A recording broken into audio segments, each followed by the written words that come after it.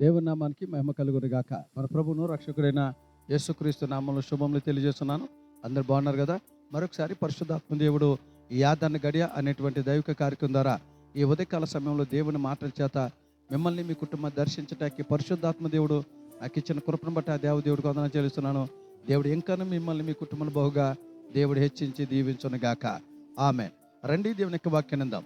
పరిశుద్ధాత్మ దేవుడు ఈ రోజున మనతో మాట్లాడుకున్న అంశం ఏంటంటే, పరిశుద్ధాత్మ దేవుడు నన్ను ప్రేరేపించిన మాట ఏంటంటే, వారికి కొదువ లేకపోయెను.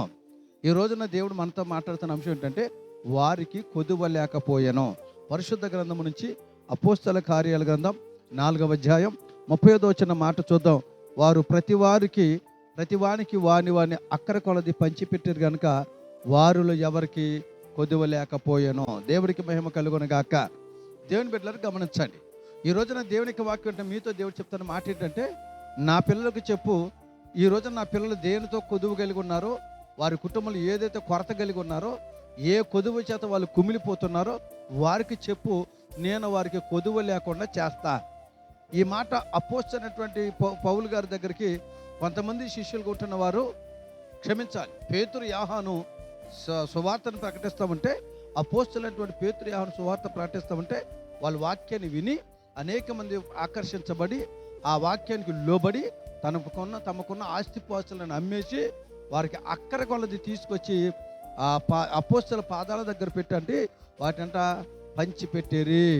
అందుకు దేవుడు వారికి కొదవ లేకుండా చేశాడు. దేవుడికి మహిమ కలుగును గాక. ఈ రోజున దేవుడు అంటున్నాడు, వారికి ఉన్నదంతా అమ్మి దేవుని సేవకుల దగ్గర పెట్టారు. ఈ రోజున నేను ఆ మాట చెప్పట్లేదు, కానీ ఆయన కొదువు లేకుండా నీ జీవితంలో దేవుడు చేయాలంటే కొన్ని సూత్రాలు చెప్తాను, కొన్ని మాటలు చెప్తాను. వీటిని చెయ్యి, నీకు కొదువు లేకుండా దేవుడు చెయ్యనుగాక.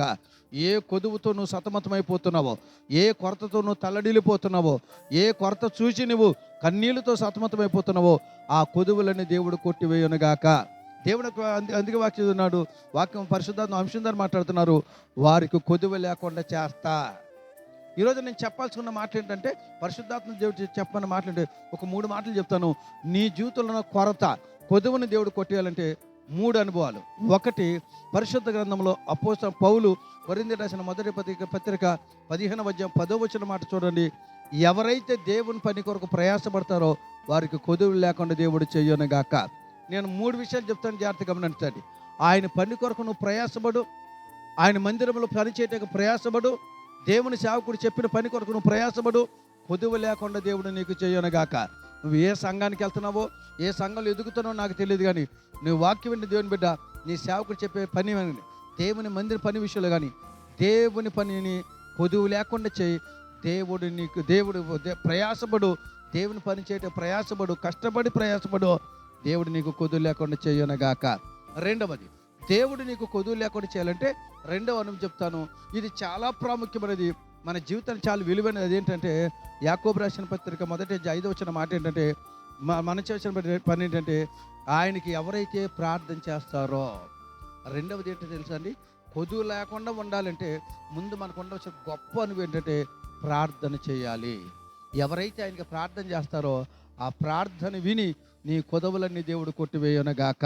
ప్రార్థన చాలా విలువైనది, ప్రార్థన బలమైనది కనుక ప్రార్థన చేయి, నీ కొదువులని దేవుడు తీసేస్తాడు.